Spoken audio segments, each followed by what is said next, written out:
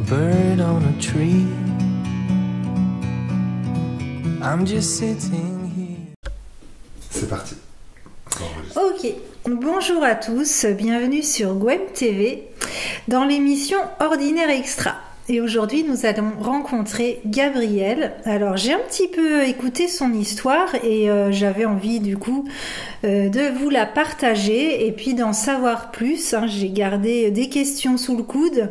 Mais pour vous résumer, Gabrielle, il a fait des choix de vie qui sont les siens et qui lui ont permis de trouver un équilibre qui lui convient. Et j'avais envie qu'on partage avec vous son chemin, son histoire. Bonjour Gabrielle. Bonjour Gwen. Donc, moi je vais résumer un petit peu ce que j'ai compris, mais on va après rentrer un peu dans les détails. Alors je te regarde peut-être pas parce que si je te regarde, moi j'arrive plus à parler parce que j'ai trop d'informations, tu vois, les hypersensibles. Donc je regarde la table. Mais et donc voilà, on a fait cette version podcast cette fois parce que pour changer. Voilà. Et donc Gabrielle, moi j'ai compris que la vie, on va dire standard, c'est-à-dire appartement, métro, boulot, se coucher, se réveiller, aller au travail, rentrer chez soi, manger, dormir, ça ne t'épanouissait pas, voire même ça te mettait très mal. Et au bout d'un moment, tu as décidé de tester d'autres façons de vivre et tu as mis un petit peu de temps à t'y adapter et maintenant, là, tu aurais trouvé un équilibre, en tout cas aujourd'hui, qui te convient. Donc, est-ce que tu peux nous en dire plus ? Ok, alors, t'as bien résumé et c'est un résumé soft de ça. Alors si je vais entrer un peu plus dans les détails. Alors ta vie d'avant, c'était comment ? Compliqué. Non, c'était compliqué parce que je vivais pas pour moi, je vivais pour les autres au début. Après, j'ai vécu pour ma mère, parce que moi ça a été dans le formatage éducatif que j'ai reçu, c'est pas une critique, oui. Tous formatés par l'éducation qu'on reçoit, et moi j'ai été élevé par ma mère et mes grands-parents maternels, et ma grand-mère maternelle était très, pendant des années c'était, faut aller dans le sens de ta mère, faire plaisir à ta mère, tout ça, ce qui fait que arriver milieu de l'adolescence sans modèle paternel ou quoi, ça commençait un peu à être pour moi un peu être compliqué, et déjà à cette époque-là, aux alentours de 15-16 ans, je voulais déjà une vie différente de ce qui était imaginé par ma mère, et globalement des enfants de ma génération qui étaient très tu fais des études, t'as ton boulot, tu gagnes de la thune et t'es heureux, quoi. Et c'était ça le schéma, pour faire plaisir à ta maman. Voilà. Tu aurais fait quoi ? Tu devais faire quoi ? Je devais avoir mon bac, après je devais faire des études supérieures, mais par l'alternance parce que c'est plus qualifiant, et après je devais bosser, gagner des milliers d'euros par mois, trouver une femme, prendre un crédit, avoir une maison, me reproduire, tout ça, tu vois. Et donc voilà, c'était à peu près un peu ça. Moi à cette époque, 15, 16, 17, je me trouvais très...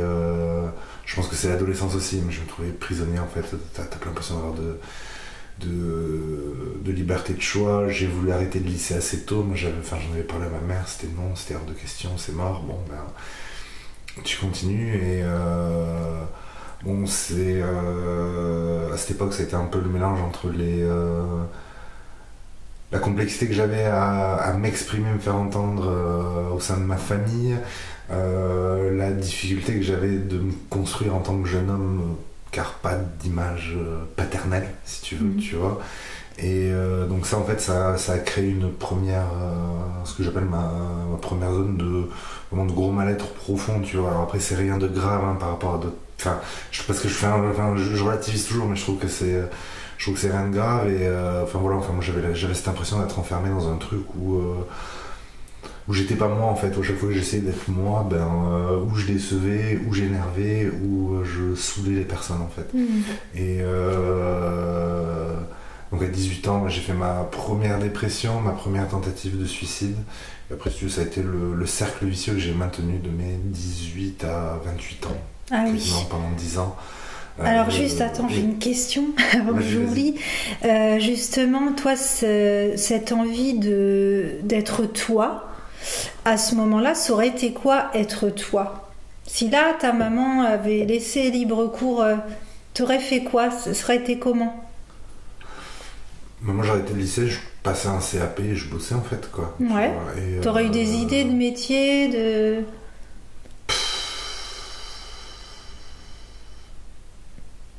À cet âge-là, non. Je m'en rappelle plus en vrai, tu vois. Et moi, je voulais arrêter le lycée, je voulais bosser.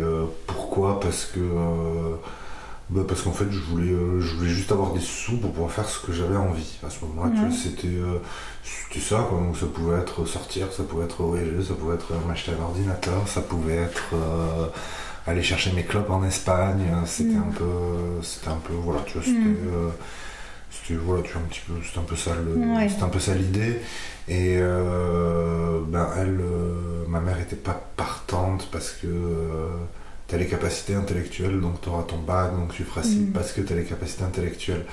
Et voilà. Et du coup, tu as fait quoi alors? Donc, on va après rentrer dans ce cercle. Donc, tu as fait un bac je suis allé jusqu'à. Alors, j'ai redoublé ma première. L'année de ma terminale, donc l'année de mon bac. J'ai fait que le premier trimestre parce qu'après j'ai fait ma première tentative de suicide. J'ai été du coup déscolarisé parce que j'étais pas en état de retourner en cours, je voulais pas retourner en cours. Voilà, et là après c'est du coup ce que j'ai expliqué, je suis rentré dans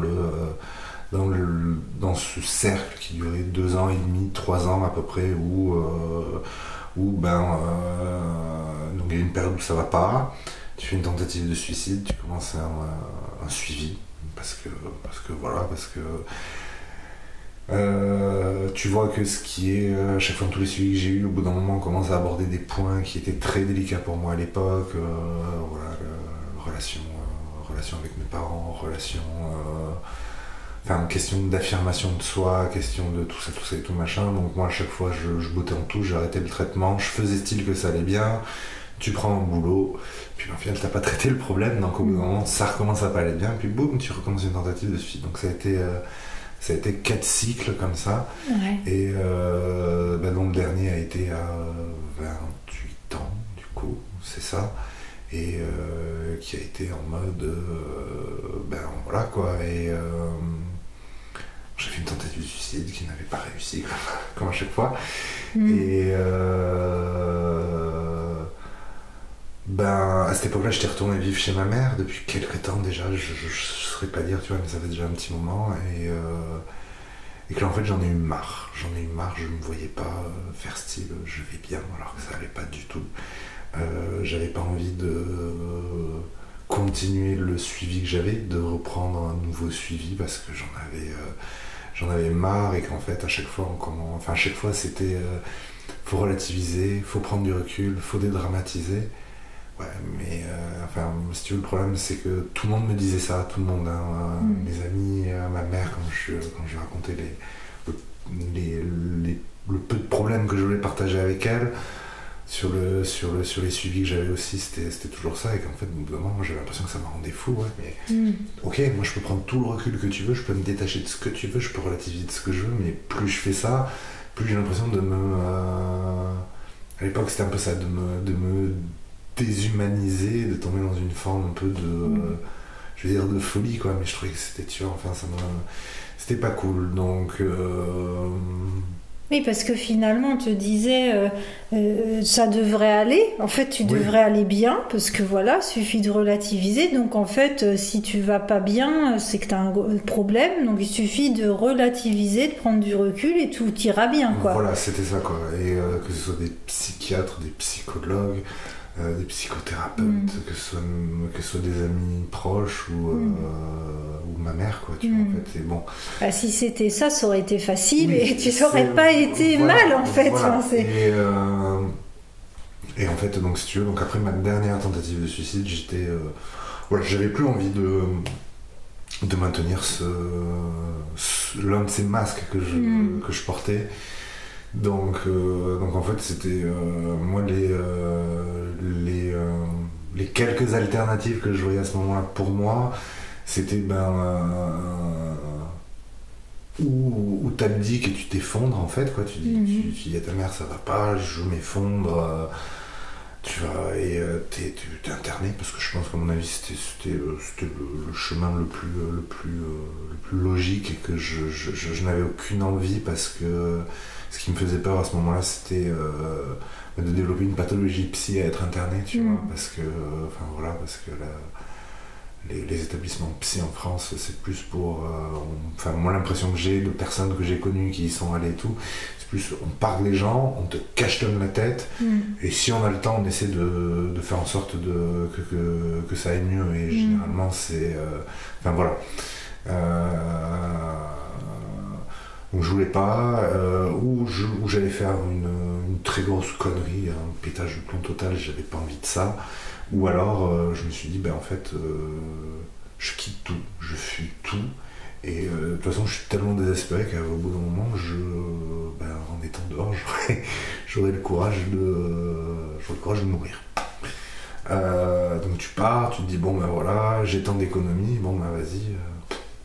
C'est un petit week-end plaisir, puis on voit ça lundi, puis le lundi arrive, je vois ça demain, puis le lendemain arrive, on voit ça demain, on voit ça la semaine prochaine, on voit ça la semaine prochaine, on voit ça le mois prochain. On voit quoi Comment régler les choses, vraiment comment trouver le courage de mourir, tu vois, à ce moment-là, c'était ça. Tu vois, d'accord, en fait, toi, ton projet, c'était... trouver le courage de mourir vraiment de façon très très efficace, c'était ça le projet. C'était d'accord. Et donc entre temps tu t'es dit là je passe un bon petit week-end, voilà, ok, et de jour en jour finalement tu repoussais c'est ça. D'accord. Et que pour moi cette optique c'était je pars, et que de toute façon dans le mois qui suit, en étant dehors, je tiendrai pas, je pèterai des plombs, et que le désespoir que j'avais en moi, le désespoir de la situation dans laquelle j'étais, ferait en sorte que j'ai jamais retrouvé ce courage, en fait, quoi, tu vois, parce que je pense que le cycle avait déjà ce cycle négatif là que je parlais tout à l'heure, je pense qu'il avait déjà rebouclé, ou alors j'en ai totalement sorti, mais voilà. Et donc là ça a été en mode ça faisait déjà un mois et demi que j'étais dehors, tu vois, c'était en mode c'était fin novembre. C'était fin novembre, j'ai fait de toute façon je vais arriver bientôt, j'ai plus d'argent de côté, j'ai plus rien, je fais vas-y, tu laisses couler, tu verras ce qui arrive. Donc là ça a été une année de tu sombres totalement, quoi, tu vois, c'est je me suis totalement laissé aller à mon désespoir, donc je ne voyais plus personne, je mangeais quasiment plus, je prenais plus soin de moi, je vivais comme un animal. Voilà. Ça a été ça pendant un an. Ça a été compliqué parce que t'es dehors, que t'es seul, que c'est compliqué. Mais là, t'avais quand même pas envie de faire une tentative de suicide. Non. Par contre. Non. Je pense qu'à ce moment-là, j'étais dans ce schéma que j'avais de tu t'aimes pas, vas-y, tu te fais du mal, et comment tu peux te faire du mal, par la façon dont tu vis, en fait. D'accord, c'était de l'autodestruction, oui. Alors que finalement le suicide aurait été plus respectueux de toi, c'est ça presque? Je sais pas, ouais. Je me suis jamais posé cette question. Oui. Je sais pas du tout. Ouais, tu te laissais aller, puis voilà. Et donc au bout d'un an, en fait, j'étais sur Pau à ce moment-là, quand ça s'est arrivé. Je sais pas si c'est toujours le cas, à l'époque il y avait une navette de bus gratuite que tu pouvais prendre qui faisait le tour du centre-ville, et moi des fois pour occuper une demi-heure de ma journée, je prenais cette navette de bus gratuite. Et donc voilà, donc faut imaginer un gars qui est négligé totalement, donc qui est dégueulasse, qui pue, je pue la mort. Et voilà, à ce moment-là, il y a une dame dans ce petit bus qui a eu des réflexions et une expression faciale très compréhensible sur le fait que j'étais un gros dégueulasse. Et ça, en fait, ça m'a fait un électrochoc. Ah ouais. Et parce qu'en un an, tu vois, je m'étais habitué à ma petite vie dehors, tu vois, qui était très compliqué par rapport à ce que je vis, enfin la façon dont je vis maintenant, qui était très compliqué pour manger, pour dormir, pour que je m'en foutais d'être propre, donc voilà, tout ça. Et donc cette dame, en fait, ça m'a fait... Enfin, tu vois, sa réflexion m'a fait un électrochoc. C'était genre... j'ai pris conscience vraiment de l'état dans lequel j'étais, et je me suis dit, c'est pas digne de moi. Voilà, je vaux mieux que ça. Donc là tu commences. Voilà, moi les premières questions c'était c'est comment tu te reprends en main, qu'est-ce que tu fais pour essayer aller mieux. Moi je voulais être propre, c'était le premier truc que je voulais faire. Donc j'ai commencé à me rapprocher parce que dans toutes les villes t'as une ou plusieurs structures qui accueillent les personnes à la rue pour des douches, pour des petits déjeuners, pour des repas, pour des choses comme ça. Donc j'ai commencé à aller là, donc petit à petit, tu vois, voilà, je me suis repris en main. Ça a été vraiment, tu vois, très lent. Donc on commence à rentrer sur la 2e année, je reste une année de plus sur Pau, je commence à un petit peu à aller de nouveau vers les autres, toujours avec beaucoup de retenue, et ces autres vers lesquels j'allais, c'était des personnes ce qu'on appelle les personnes de la rue, quoi, les personnes qui le clochard, le SDF que tu peux voir, tu vois, dans n'importe quel centre-ville d'une grande ville, voilà, tu vois, c'était ça. Alors qu'avant ça, même ces gens-là, tu ne les côtoyais pas, tu étais tout seul. J'étais tout seul, j'étais vraiment tout seul. Avant, je passais mes journées où j'allais à la médiathèque, où j'allais dans l'espace culturel, dans le centre Leclerc, tu vois, pour faire ça. Je finissais mes journées dans un fast-food. Et après j'allais faire mes tournées des poubelles pour avoir à manger. Voilà, après c'était ça. Donc après donc voilà, donc la 2e année j'essaie tu vois, un petit peu de me réouvrir. Alors je me suis réouvert d'abord vers ces personnes marginales et marginalisées parce que je me sentais plus proche d'eux que je pouvais me sentir proche d'une personne normal, intégré à la société. Là, voilà, il y a beaucoup de... Parce que tu vois, avant d'être dehors, c'était toujours la peur. J'avais peur de ces gens-là. Je mets des guillemets, on ne voit pas, mais je mets des guillemets. J'avais peur de ces gens-là parce que c'est quelque chose que tu connais pas, quoi, en fait. Et tu te dis, mon Dieu, alors que bon, en fait, ça va. C'est pas des méchants. La plupart, c'est pas des méchants, etc. Et là, il y a une petite mamie qui m'a dit t'es con, fais la manche. Et voilà, quoi, tu vois, j'avais jamais fait ça de ma vie. Elle te dit fais la manche, bon, ok. C'était une mamie SDF ? Elle était elle était SDF. En fait, elle vivait chez un monsieur dans une situation un peu compliqué par rapport à problèmes de santé, handicap qu'il pouvait avoir, tu vois. Et voilà, après ouais, enfin, de toute façon, il y a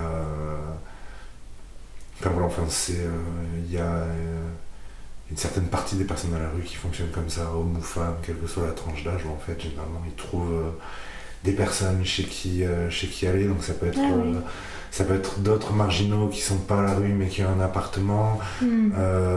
Voilà, tu vois, voilà quoi, c'est un peu... Il squatte un petit peu, enfin il se voilà. trouve à coopérer entre Oui, guillemets, voilà, tu d'accord. vois. Et après, généralement, ce qui fait que ça tient, c'est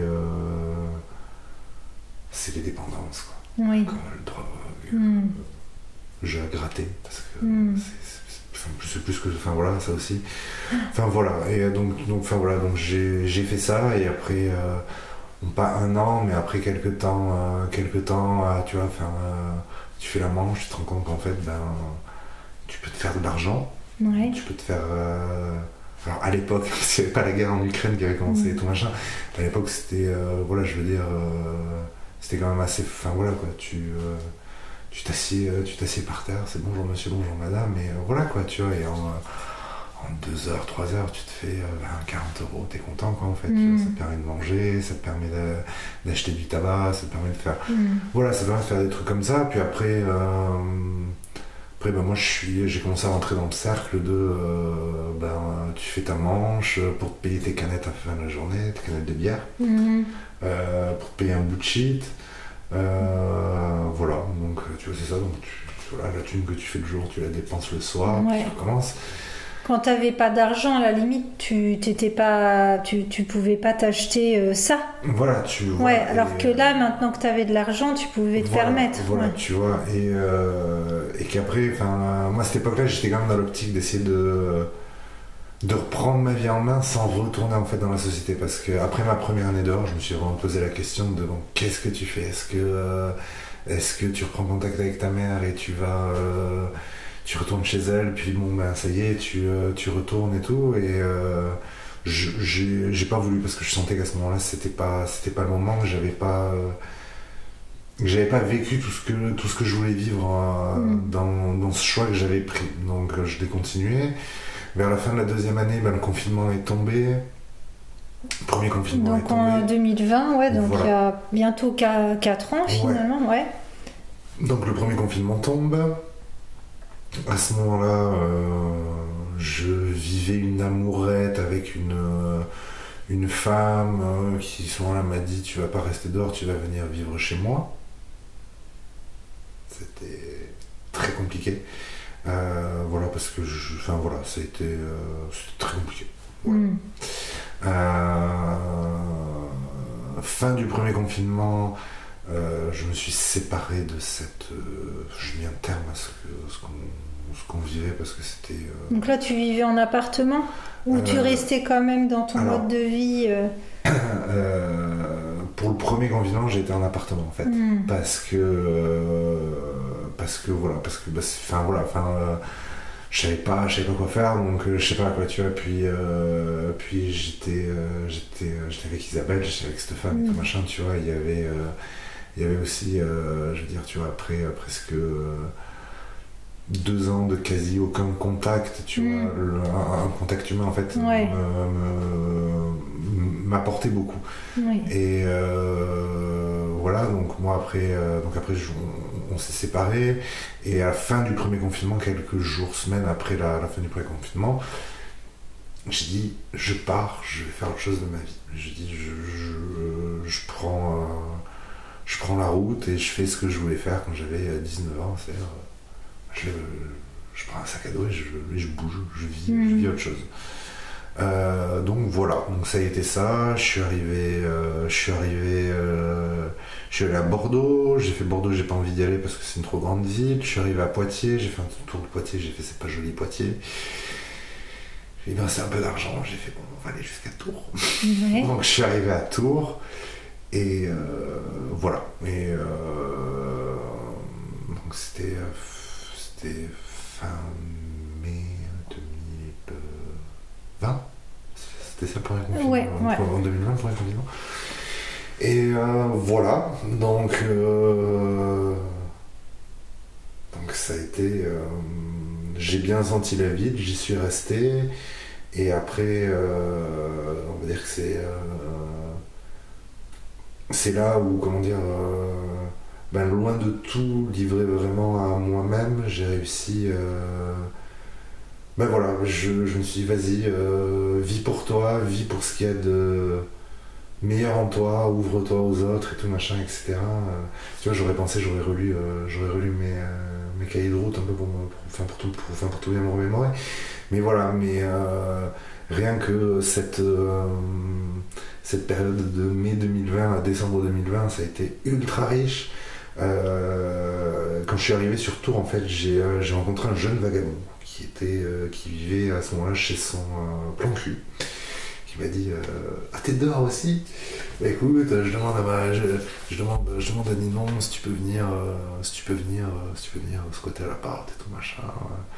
Voilà, j'avais compris que c'était deux jeunes, moi j'allais avoir 30 ans et eux ils étaient en mode très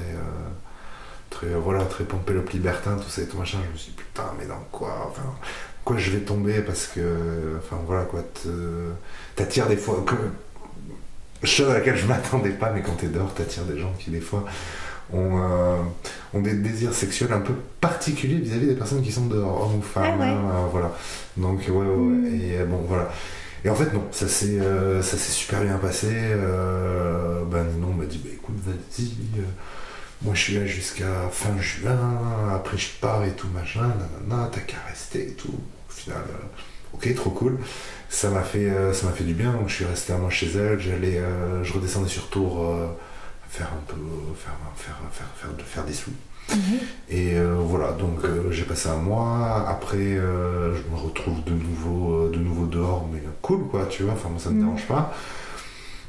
À ce moment-là, je rencontre un vrai vagabond, quoi, tu vois. Ouais. Un vrai vagabond à guitare, très engagé sur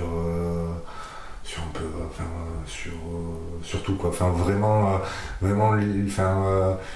comment dire, c'est vraiment l'image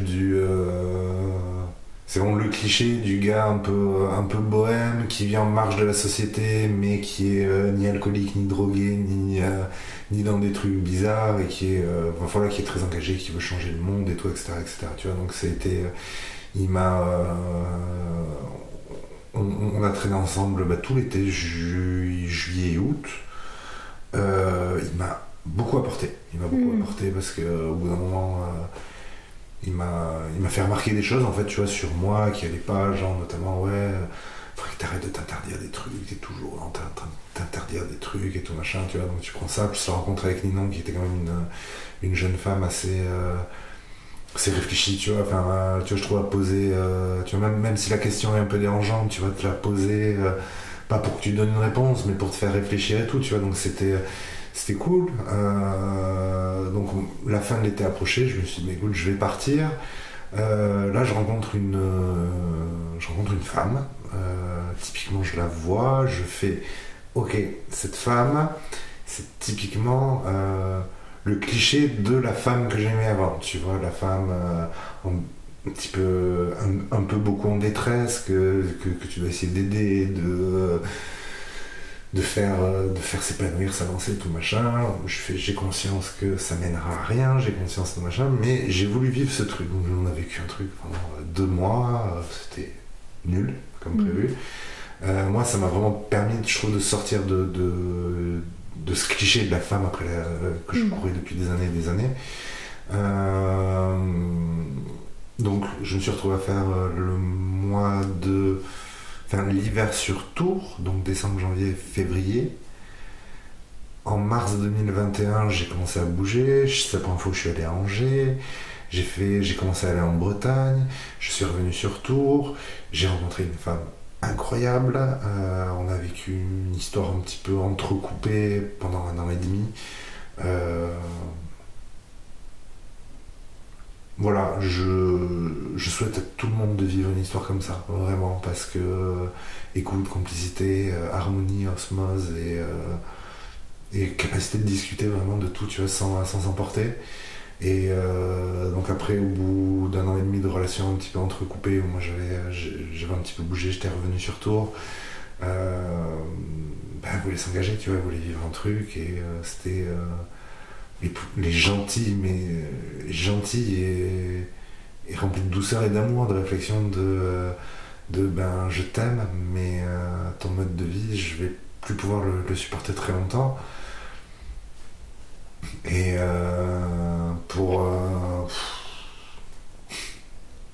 tout ce qu'elle a été, je me suis dit, il faut que je solutionne cette question, cette question-là, parce que voilà, je peux pas me permettre de repartir un an, parce que je pense qu'on aurait pu continuer encore un an ou deux en mode je suis dehors, je reste dehors, on se voit les mercredis, les week-ends où t'as pas tes enfants, puis sur certains temps où t'as tes enfants, les vacances scolaires on les passe ensemble, ça aurait pu continuer, mais tu vois, j'aurais vraiment eu l'impression moi, de perdre de la sincérité, sachant qu'à ce moment-là, moi j'avais répondu à ma question que non, je me poserais pas. Donc on se sépare avec difficulté, parce que c'est jamais facile de mettre un terme à une relation. Et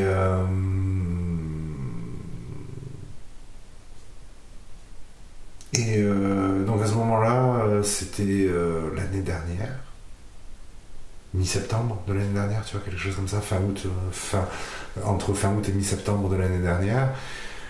Et donc là, moi je fais mon petit calcul, je me dis bon vas-y, j'ai envie de retourner en Bretagne, j'ai envie de partir, j'ai envie de faire tout un tas de trucs. Je me suis dit, de toute façon, l'hiver arrive, il va faire froid, bouger c'est compliqué, c'est pas la peine. Je dis, tu passes ton hiver sur Tours et tu vas faire autre chose après l'hiver. Sauf qu'entre-temps, moi j'avais un besoin comme ça allait mieux dans ma vie, tu vois, que je fais petit à petit, tu vois, avec les rencontres, tu vois, tout. Oui, d'ailleurs, juste à ce moment-là, depuis que tu t'étais ouvert, tu avais rencontré quelques personnes dans ce vagabond. Est-ce que tu n'avais plus du tout ce mal-être? Enfin, comment t'étais intérieurement à partir de ce moment où tu t'es rouvert aux autres et que tu as rencontré des personnes qui t'ont fait finalement cheminer dans le bon sens? Au début, j'étais très méfiant en fait, parce que c'est une des premières choses que j'ai travaillé en fait, c'est mon mécanisme de défense que j'avais développé depuis des années en fait, sur le fait que que tu passes beaucoup de temps, tu analyses les gens, tu regardes comment ils sont, si tu sens que c'est des bonnes personnes, tu te livres un peu, tu les testes un petit peu, tu te livres un peu, tu les testes. Bon, c'est là où j'ai commencé à me rendre compte que c'était pas bon, parce que des fois il y a des choses, il faut que ce soit rapide, parce que des fois tu rencontres quelqu'un et la rencontre que tu fais, c'est toujours pas rien, c'est quelle que soit la rencontre, je parle pas d'une rencontre spécifique, sentimentale, amicale, sexuelle ou autre, quoi, tu vois, c'est vraiment, tu vois, une rencontre quelle qu'elle soit. Il y a des rencontres où tu peux te permettre de prendre le temps, et il y en a d'autres, en fait, il faut, voilà quoi, tu vois, faut faire confiance en fait, c'est faire confiance à l'autre, quoi. C'est te dire que, de toute façon, l'autre, quel que soit le degré que tu t'investis, le degré que tu t'ouvres, le degré où tu te laisses aller, l'autre, quoi qu'il arrive, oui, il pourra te faire du mal, mais jamais il pourra te mettre vraiment par terre. Voilà, te mettre par terre, te mettre au sol. Et donc voilà, donc tu vois, j'essaie d'être moins méfiant, plus dans la confiance. Voilà, tu vois, ce qui fait que généralement dans chaque ville où je passais, tu rencontres toujours une ou deux personnes tiens, qu'est-ce que tu fais là, tu joues de la guitare, tu racontes un peu ta vie et tout, bon, ah ouais, tu bouges pour faire ci, pour faire ça, tu veux venir manger à la maison ce soir, tu veux venir dormir, tu veux aller boire un coup. Voilà, tu as des rencontres où en fait ce qui faisait beaucoup du bien, c'est que à ce moment-là encore, moi j'avais une image du clochard, du SDF, quoi, si tu veux. Pour moi, voilà, j'étais un clodo, quoi, si tu veux, voilà, tu vois. Et moi je voyais toujours le fait de, oh là là mon Dieu, des personnes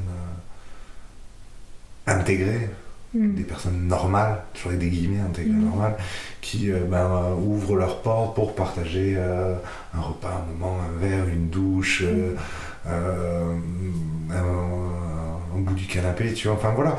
Et voilà, puis t'échanges, c'est des hommes, c'est des femmes, tu te rends compte que toutes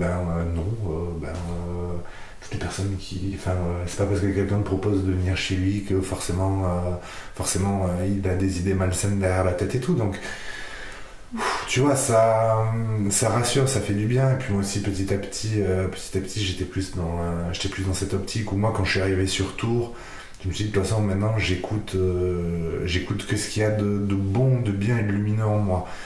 Et 3 ans après, ça a été une erreur, mais j'y reviendrai après dessus.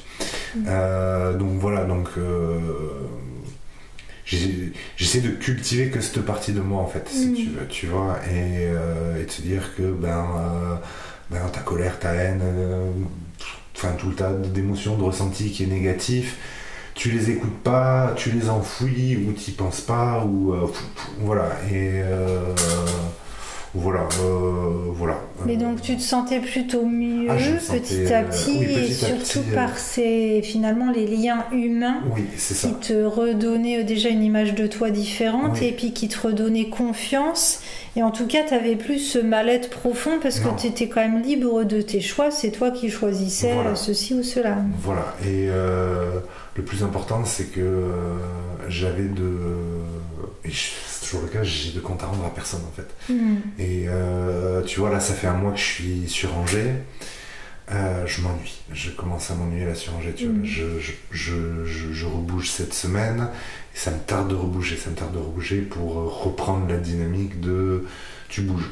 Tu bouges, tu fais autre chose, tu vas dans une autre ville, tu connais pas, peu importe, tu connais, c'est cool, tu connais du monde, donc voilà, t'es pas livré à toi-même, même si maintenant je suis très heureux d'être livré à moi-même, tu vois, il n'y a pas de souci avec ça. Et voilà, parce qu'au cours au cours de mes moments où je suis vraiment resté longtemps sur une ville, donc en l'occurrence c'est toujours Tours, hein, de toute manière, parce qu'à chaque fois mes ex étaient sur Tours, étaient sédentarisés, je sais pas comment, enfin voilà, tu vois, et du coup voilà quoi, tu vois, j'étais toujours plus dans une optique semi-sédentaire où quand même je m'autorisais le fait de pouvoir bouger, c'est-à-dire quand j'étais avec Sophie, je suis un peu retourné en Bretagne, je suis allé jusqu'à Quimper et je suis revenu, et après j'étais allé à Orléans et j'étais revenu, tu vois, aussi, et bon, voilà. C'est très décousu en fait, hein, je me rends compte. Non mais c'est que des fois je t'ai coupé, alors on est parti sur d'autres choses, mais en fait qu'est-ce qui c'est le mouvement qui te... Moi c'est le mouvement, ouais. Enfin il y a déjà on en reviendra, mais tu fais de la guitare depuis 3 ans, t'as plus fait la manche, enfin simplement tu joues, tu rencontres des gens aussi peut-être du fait de jouer, et tu aimes bouger. Dès que tu bouges tu te sens enfin voilà. Je me sens en fait c'est toujours ce mélange entre le mot est fort, hein, terrorisé et ultra excité. Terrorisé parce que tu pars dans l'inconnu, et en même temps super heureux parce qu'en fait chaque fois que moi je trouve que la vie elle me sourit en fait, tu vois, si tu vois très clairement, je sais pas, c'est quand je fais le fait d'être dehors, j'ai l'impression qu'aussi moi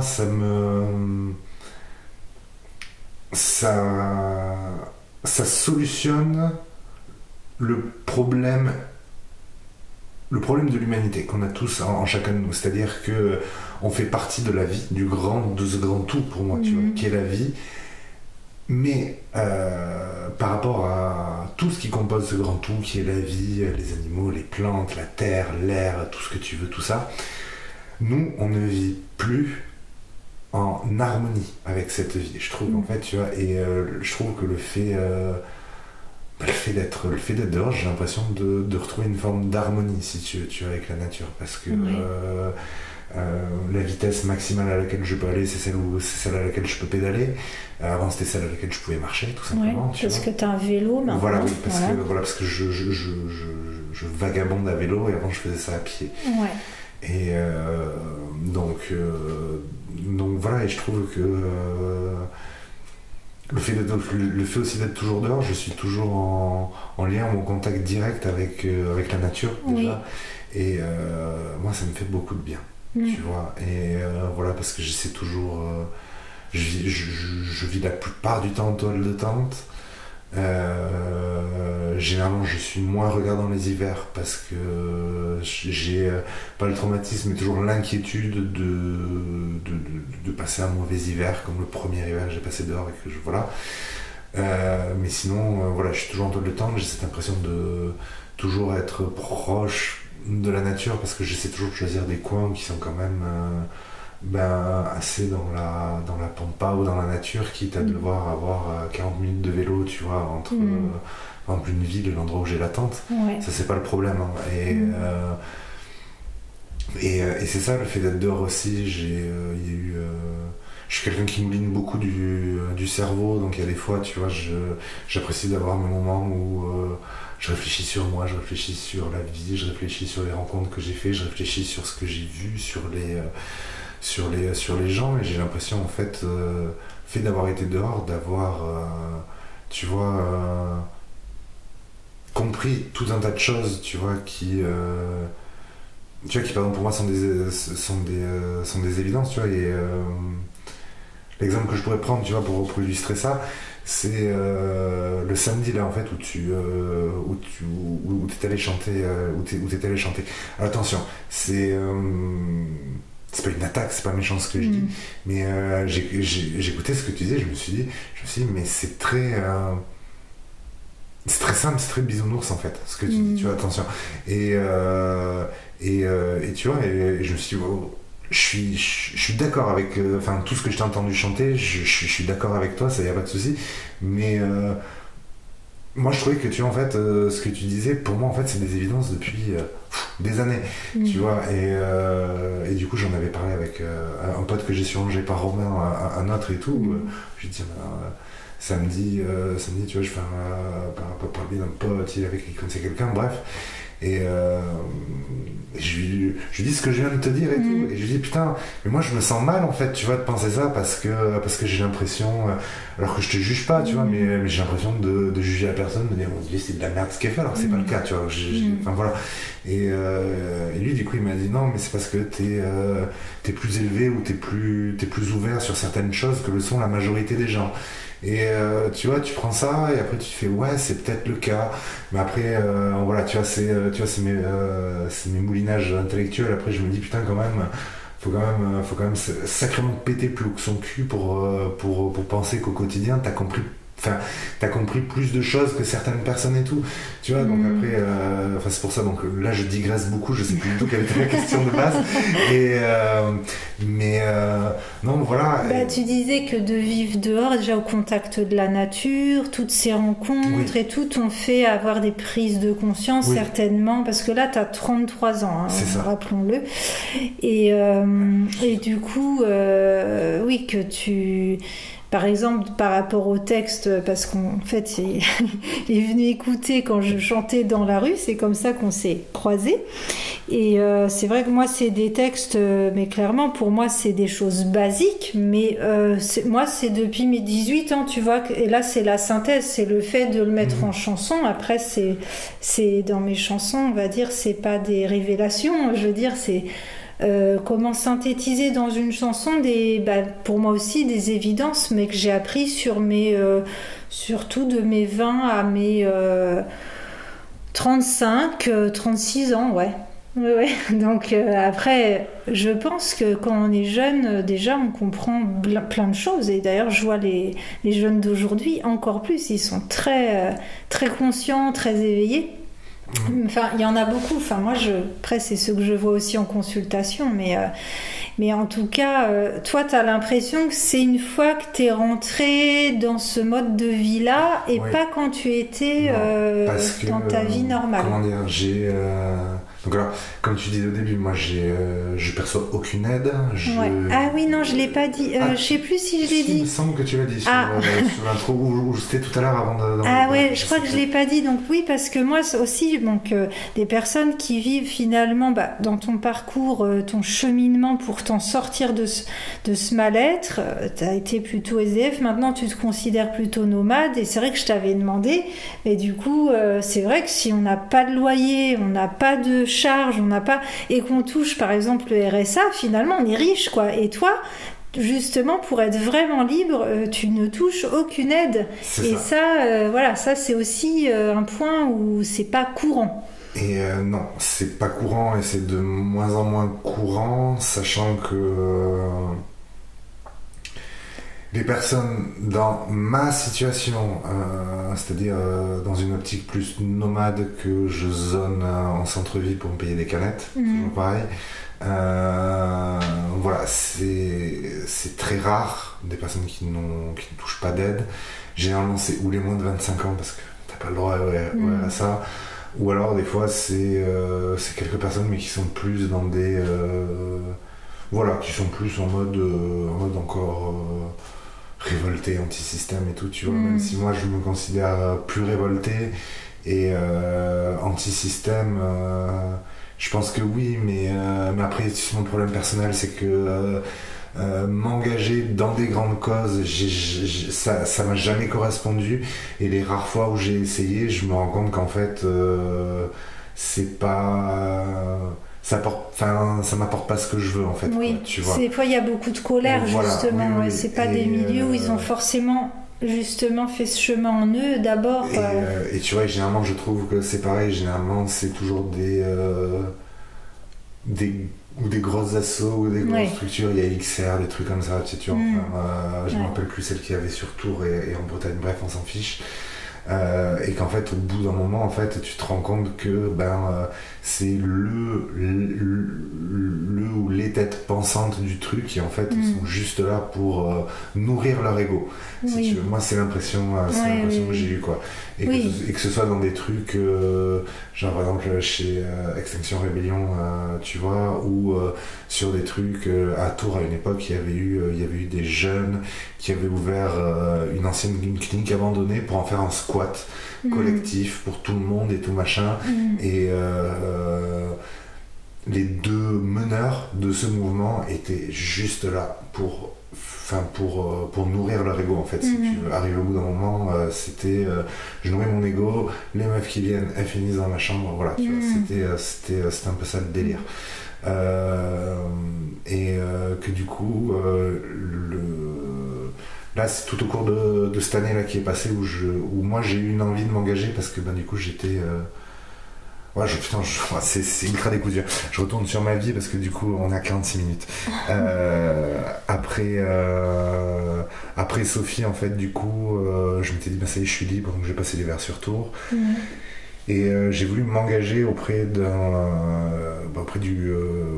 café associatif qui a la double casquette, un lieu qui s'appelle La Barque, qui a une double casquette, et café associatif et accueil de jour pour personnes exclues, précaires et à la rue, exclusion sociale. Et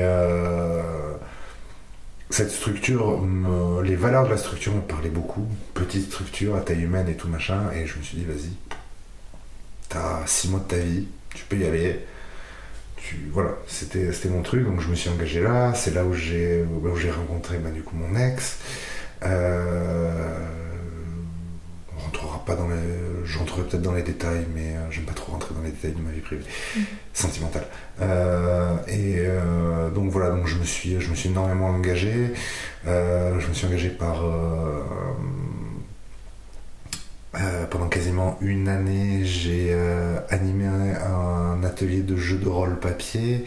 J'ai été co-responsable du jardin, j'ai été bénévole au sein du café, et voilà. Et après j'ai participé à 2-3 projets, rénovation de la devanture du café, rangement, aménagement de la cave du café, voilà.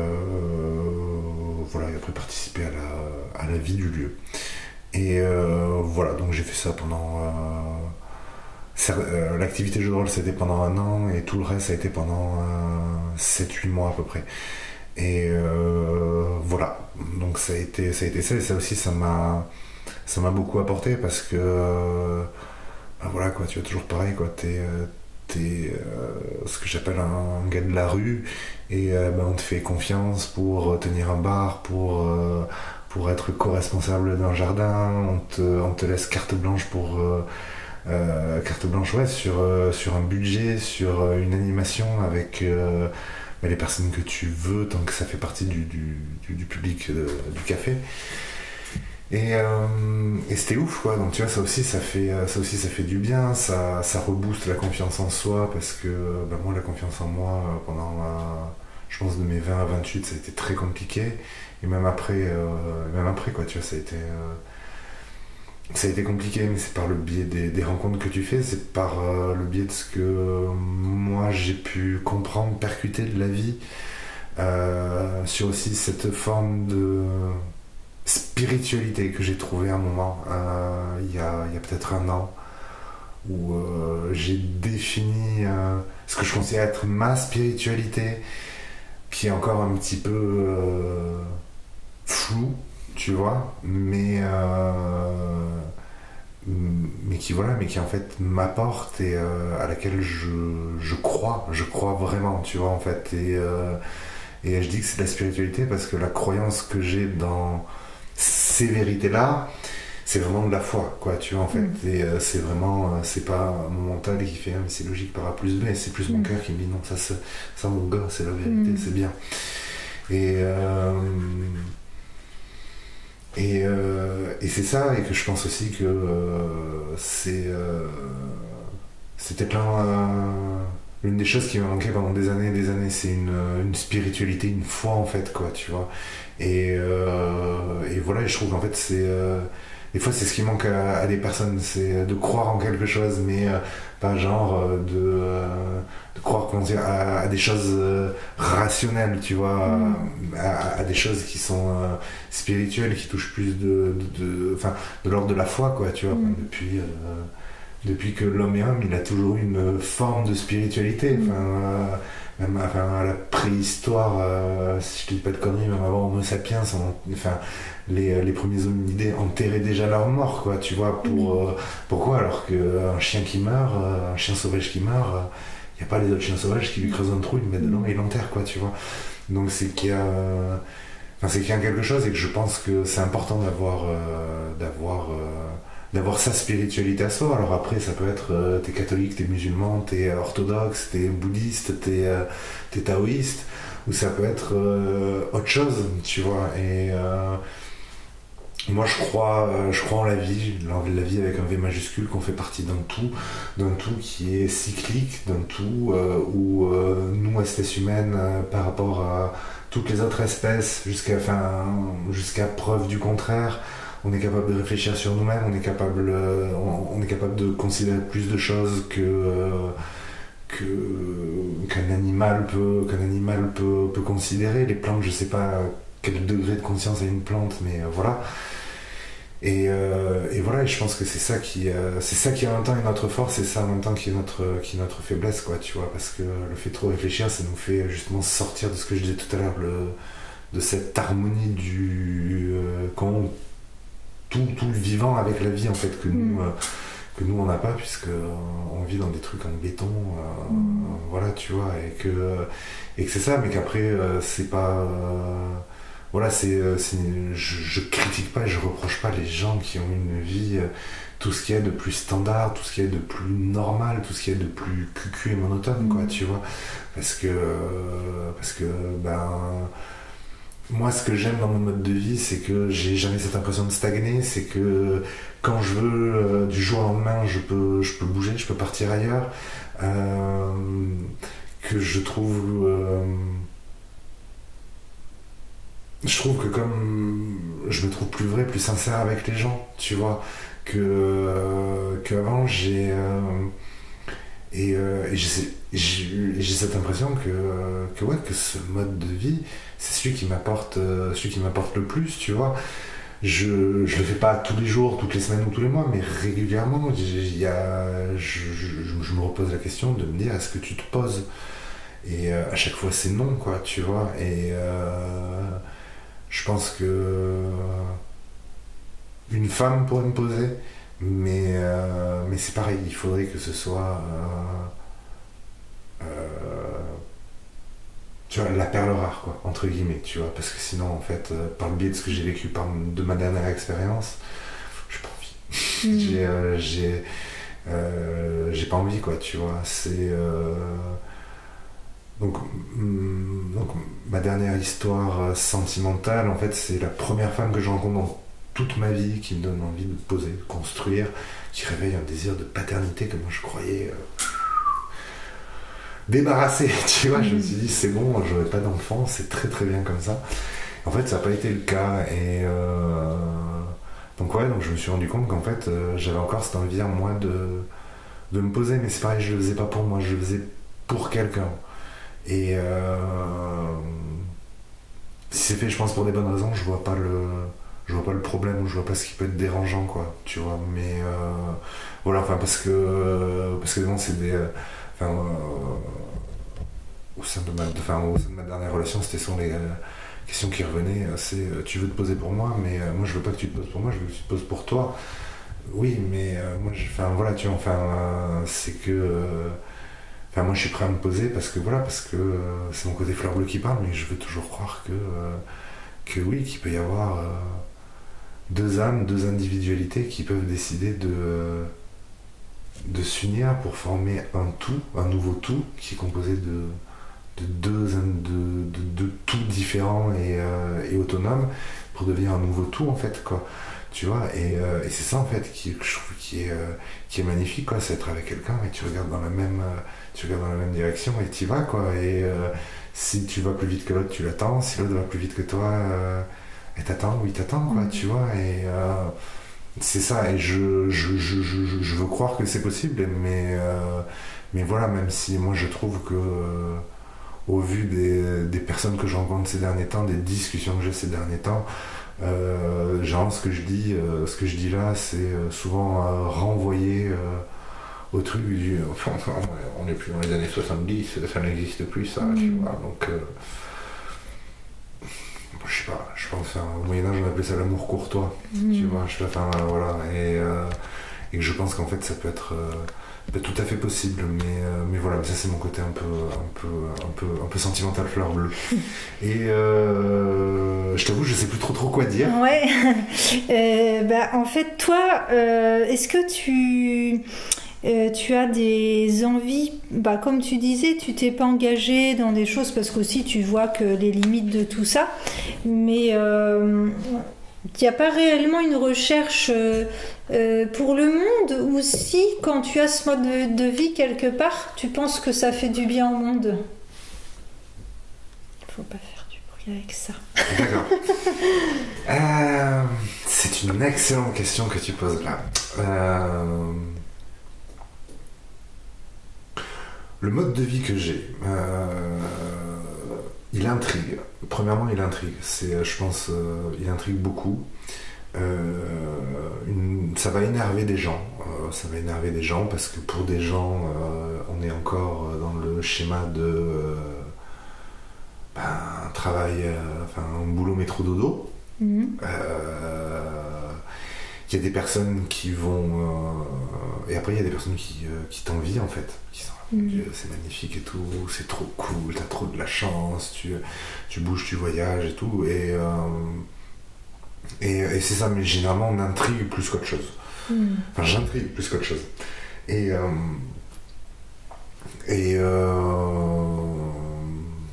Après, toi, c'est une conséquence, mais tu n'as pas envie de...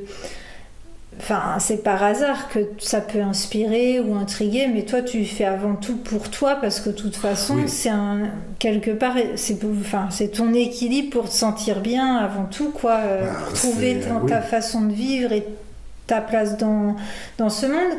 Et est-ce que tu sais, des fois, comme tu disais là, par exemple dans mes chansons, toi tu as déjà compris tout ça, est-ce qu'il y a derrière, il y aurait une envie de transmettre ce que tu as compris? Et on en parlait hors micro, t'écris aussi, et il y aurait une envie de partager au monde.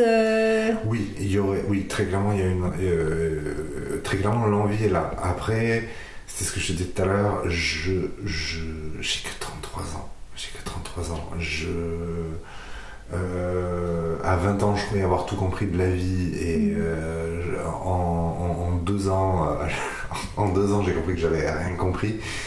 Et je pense que j'ai compris des choses, mais que j'ai pas la sagesse de l'âge, en fait, pour pouvoir livrer quelque chose de pertinent à transmettre, en fait. C'est ça, si tu veux.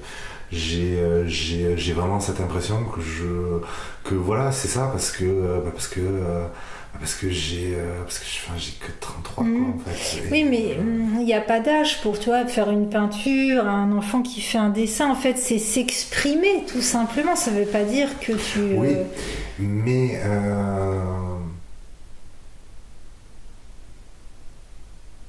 Est-ce que c'est pas une part de moi je sais que l'ego peut nous rabaisser et nous dire quand tu seras ceci ou quand tu seras cela, mais ou des fois c'est de la modestie au lieu de juste s'exprimer, se laisser aller. Alors c'est peut-être de la modestie, c'est peut-être un manque de laisser aller parce que c'est encore des choses que j'ai à travailler mais je me trouve, c'est ça, on en revient à cette question de légitimité. Je ne me trouve pas encore assez légitime pour transmettre quelque chose. Je veux bien partager, tu vois, enfin comme je fais là, tu vois, enfin mon petit vécu, parce que voilà, tu vois, moi je trouve qu'il y a des personnes qui ont eu des histoires de vie bien plus incroyables que la mienne, ou bien plus surprenantes que la mienne, hein, tu vois. Et voilà, donc c'est, je pense, un peu un mélange de modestie, de peut-être manque de laisser aller, et peut-être aussi le fait que, en fait, non, tu vois, enfin vraiment, voilà, moi je pense qu'un homme avant 40 ans, il a rien compris encore, tu vois. Et je pense que là, depuis 4 ans, 5 ans, je suis dans une phase de ma vie où je commence à découvrir mes premières vérités que j'ai pu éprouver depuis 10-15 ans, quoi, tu vois. Et voilà, et qu'il y en a d'autres qui se présenteront, mais que pour l'instant, voilà, quoi, tu vois. Enfin, moi, si je devais donner des conseils qui peuvent s'appliquer à tout le monde et qui sont peut-être très cucu, mais écoute ton cœur, fais pas des choses que t'as pas envie de faire, renie pas tes principes, tes valeurs, vis pour toi dans une démarche égocentrée mais pas égoïste, parce que je trouve qu'être égocentré c'est plus positif que l'égoïsme. Ouais, écoute ton cœur, reste ouvert, souris à la vie elle est belle, la vie elle est simple, la vie c'est nous qui la rendons compliquée, c'est nous êtres humains qui la rendons compliquée, parce que la vie elle est très simple, hein, mais c'est pas parce qu'elle est simple qu'elle est facile. Mais voilà, on a toujours le choix. Des fois il vaut mieux pas chercher à comprendre certaines choses, il vaut mieux les accepter telles qu'elles sont, même si des fois pour accepter il faut comprendre, donc c'est toujours un peu voilà. Mais c'est ça, et que je pense qu'il faut rester le plus lumineux possible sans non plus taire ce qui est pas lumineux chez nous, tu vois. Oui, c'est sur ça que tu disais, tu as eu une période où tu t'es dit, allez, je vois que je focalise que sur le positif, c'est un peu à la mode, des fois là, tout va bien, faut pas regarder, mais ça peut être un leurre, parce que du coup on est dans le déni. C'est ça que tu as vu plus tard. C'est ça, en fait, j'ai l'impression que pendant 2 ans et demi d'avoir tu vas chercher qu'à écouter tu vois, des éléments positifs, c'est-à-dire que quelqu'un me saoule, quelqu'un m'énerve, je prends sur moi, je ne dis rien, je fais oui, c'est toi le meilleur, c'est toi la meilleure, oui, t'as raison, enfin voilà, tu vois, et au lieu d'écouter un ressentiment négatif de colère, de il m'énerve, de putain mon Dieu qu'est-ce qu'il est con, il faut que, enfin voilà, je vais lui expliquer que, enfin voilà, parce que je trouvais que c'était négatif et que c'était pas bien, et qu'en fait si je dis pas de bêtises, c'est dans le taoïsme, hein, le yin et le yang en fait, quoi, tu vois, et pour résumer simplement, moi comment j'interprète le truc, c'est que dans toute ombre il y a de la lumière, et dans toute lumière il y a de l'ombre en fait, et que en nous, en chaque être humain, t'as de la lumière et t'as de l'ombre, et n'écouter que sa lumière ou ne faire rayonner que sa lumière, ok c'est super, ok c'est cool, ok c'est, je pense, c'est ce que tout le monde doit faire, mais en contrepartie il faut quand même écouter, traiter et solutionner toutes ces parts d'ombre que t'as en toi, quoi, tu vois, en fait, pour pouvoir t'en débarrasser, passer à autre chose, dépasser ça pour pouvoir ou encore plus briller ou quoi, mais sachant qu'après tu pourras jamais être que lumière comme tu pourras jamais être que ombre, parce que voilà, quoi, tu vois, enfin il y a un jour, il y a une nuit, Voilà, et là c'est plus là ma démarche personnelle, ma démarche de développement actuellement que j'essaie de suivre, c'est de m'écouter dans ma totalité, de enfin aller vers les autres, de enfin me laisser aller totalement, parce qu'il y a des fois, tu vois, je peux être beaucoup sur la retenue, et que des fois, tu passes à côté de belles choses, quoi, en fait. Tu vois que voilà, tu passes à côté de belles rencontres, et c'est toujours pareil, c'est quelle que soit la rencontre, hein, tu passes à côté de belles choses, et c'est un petit peu ça, et après c'est toujours pareil, c'est un moment, je sais que là, parce que je retrouve mon état libre, je retrouve mon état libre, et voilà, donc là c'est un petit peu la joie de oui, je suis tout seul, oui, je peux faire ce que je veux, je peux manger ce que je veux, au cercle que je veux, tu vois, voilà, donc c'est un petit peu ça, mais je sais qu'au bout d'un moment il va revenir le fait que mon Dieu, mais qu'est-ce que tu peux faire pour te sentir utile, t'as envie de t'engager dans quoi, pourquoi faire et tout machin. Je sais que ces questions vont revenir, mais que pour l'instant sont là au fond de moi, puis n'oublie pas, parce que dans quelques mois ça va revenir, tu vas avoir envie de faire des trucs, tu vois, j'ai envie d'aller j'ai vraiment envie de faire tout un tour complet de la Bretagne, j'ai envie d'aller en Belgique, j'aimerais bien aller en Allemagne, j'aimerais bien rencontrer des gens, j'aimerais bien faire du woofing, j'aimerais bien essayer de participer à un projet dans un éco-village, un écolieu, un éco-hameau, une petite ferme autonome, des trucs comme ça. Il y a un peu tout ça que je veux faire, et voilà, mais pour l'instant je suis un petit peu plus dans la joie et l'excitation de retrouver ma vie, ma vraie vie, celle qui m'apporte. Donc voilà. D'abord, oui, te ressourcer, te nourrir dans ce qui t'apporte, puis après partager, servir, entre guillemets, ou être utile, sachant que quand t'es utile, tu te nourris aussi. Enfin voilà, mais là, t'as envie d'abord de profiter, quoi. Ouais. Et du coup, là, dans ce que tu disais, entre guillemets, les petits conseils, mais Qu'est-ce que quand toi tu pars du fait que tu veux faire plaisir à ta mère, que tu es très mal, que tu as envie de mourir, donc même la vie n'a pas... on comprend que c'est quand même toutes ces rencontres, ces déclics, et après les cheminements intérieurs, une conscience de toi et tout ça. Mais tu vois, il y a des gens, on va leur dire, comme on te disait quand tu avais tes tentatives de suicide, on disait relativise et tout. Et quelque part, toi, tu dirais quoi à la personne qui avait 18 ans qui voulait se suicider aujourd'hui ? Ok. C'est peut-être pas facile de répondre. Non, mais...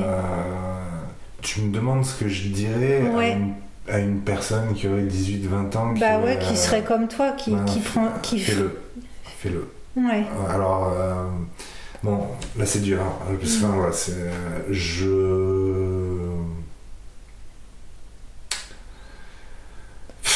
En fait, tu ne chercherais pas à diminuer sa douleur ou essayer de la... Parce que, en fait, si tu veux, avec le recul, moi, ce que j'ai compris, donc après ma 4e tentative de suicide, quand je suis parti à la rue, c'était en fait l'effondrement total. Et l'effondrement total, et le fait que, voilà, au bout d'un moment, quand t'es livré à toi-même, si ta vie c'est de la merde, tu vas te suicider. Moi, je pensais ça en gros, quoi, tu vois. Et si j'étais pas allé au bout de ça, si j'étais retourné dans un cycle de dire bon maman ça va pas, vas-y envoie-moi à l'HP, ou je pars à l'HP, je me fais interner, je pense que je serais reparti, j'aurais recommencé un cycle, une 5e, une 6e, une 7e et tout machin, puis un jour ça aurait pas loupé, ça serait vraiment arrivé, quoi. Et je suis allé au bout de ma dépression, je suis allé au fond de ma dépression, je suis tombé au plus bas à ce moment-là que je pouvais tomber, et j'ai trouvé un truc au fond de cette dépression, j'ai trouvé ce que j'appelle ma petite lumière à moi, le fait cette petite lumière, c'était en fait t'es quelqu'un de bien, t'es quelqu'un de génial, et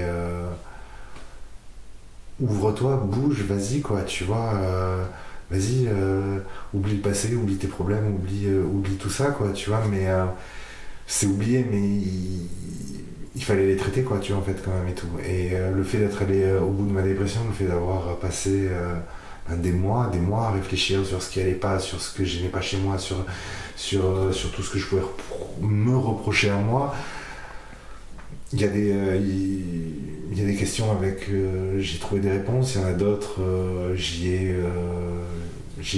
trouvé des réponses, mais je sais pas si elles sont vraies, mais moi je dirais voilà quoi, je dirais si En fait, c'est dur et un peu horrible, quoi, mais franchement, une personne qui a vraiment envie de mourir et une personne qui a vraiment envie de mourir, c'est qu'il y a un mal-être. Et que ce mal-être, même si tu vas voir un psy, que tu lui dis, bon voilà, j'ai envie de me suicider pour telle et telle raison, qu'il y a un suivi, un internement, pas d'internement ou quoi, je pense qu'il y a une mécanique qui fait que tu dois faire ça, tu vois, enfin, je pense que... Plus mes tentatives de suicide ont avancé, plus je me suis vraiment rapproché, en fait, si tu veux, vraiment de la mort, quoi. Ma dernière tentative de suicide, j'étais à rien d'y passer, hein. Vraiment, j'étais à rien d'y passer. Pour la faire très court, j'ai essayé de me suicider au gaz. J'étais dans ma voiture, j'avais bien tout calfeutré, j'avais ouvert une bouteille de gaz, je commençais à perdre connaissance et je me rappelle, je sais pas si c'est l'odeur du gaz, je sais pas ce que c'est, j'ai eu une envie de chier, en fait. Ce qui fait que c'est même pas moi, c'est mon corps, c'est mon corps qui a eu ce réflexe de vie d'ouvrir la portière pour sortir. Moi je suis tombé, je suis resté inconscient 5 ou 10 minutes au sol, j'ai repris connaissance après. Et voilà, tu vois, je veux dire, j'aurais pas eu ce réflexe, je serais pas là en face de toi en train de discuter. Et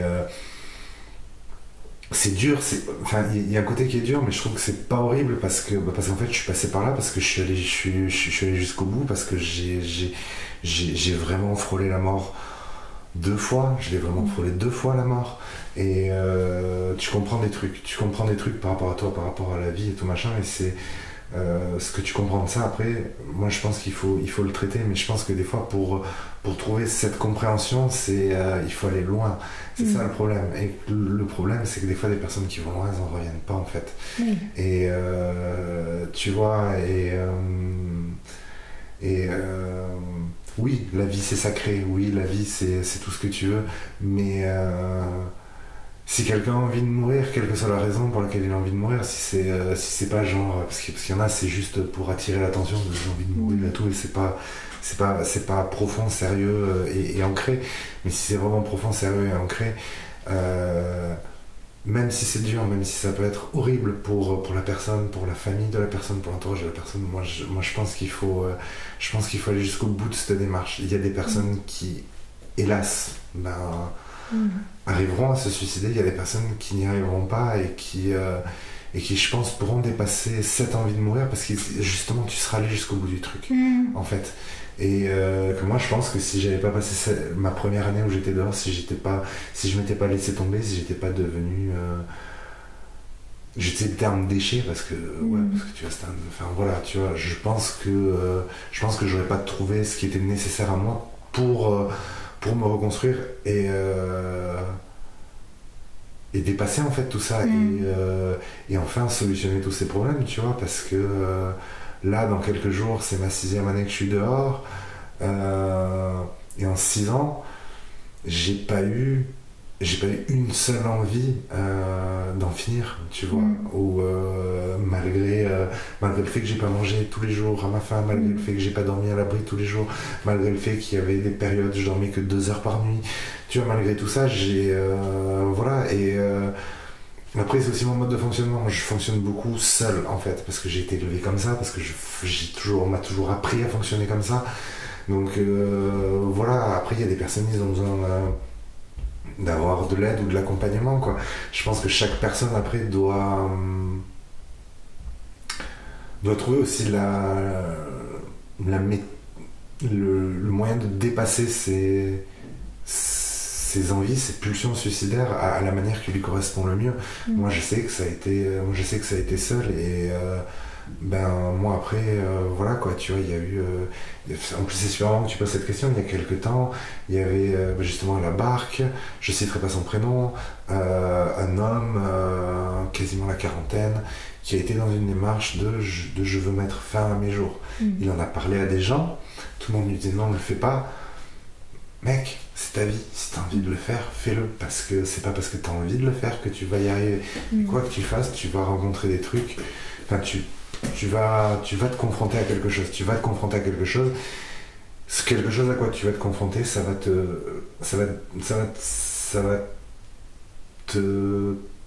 faire découvrir des nouvelles vérités, des nouvelles choses, et tout ce que tu vas découvrir de nouveau, en positif, en négatif, faut que tu le prennes et que tu le traites pour garder que le positif, et le négatif, une fois qu'il est traité, tu peux te dire bon, c'est bon, je peux m'en séparer, mais vraiment m'en séparer, le laisser de côté, et dire c'est mon passé, quoi, tu vois, et c'est se retourner, et se dire ouais, ben voilà, quoi, tu vois, c'était comme tu vois, enfin c'était comme la boulimie.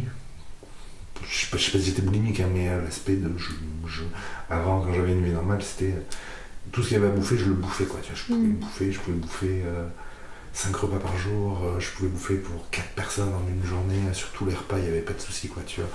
J'étais en obésité ultra inquiétante et tout, machin, etc. Et c'est pareil, ça c'était c'était un problème que j'ai solutionné, que j'ai réglé, que je sais que maintenant ça va pas. Bon, il y a toujours ce petit vieux réflexe de je vais un petit peu me réfugier dans la bouffe, mais c'est plus dans les excès comme avant, parce que je sais qu'au bout d'un moment je me dis non, c'est bon, quoi, voilà, c'est bon, vas-y, arrête. Si ça va pas, vaut mieux que tu t'avoues à toi ce qui va pas, que plutôt continuer à t'empiffrer,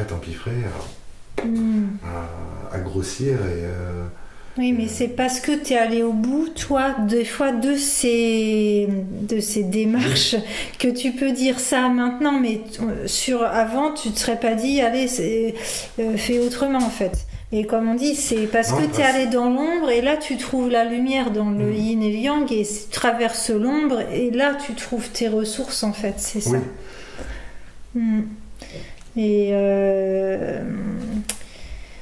Et du coup, oui, moi, je comprends. Je crois qu'il y avait l'histoire d'un gars comme ça où il disait, il avait la phobie du désert. Il s'est dit, tiens, je vais aller dans le désert pour mourir, quoi. Je vais être mort de peur, et au moins ça va marcher. Et en fait, en y allant, il a trouvé tout l'inverse, quoi. Il a trouvé l'envie de vivre, et ouais, c'est plus complexe.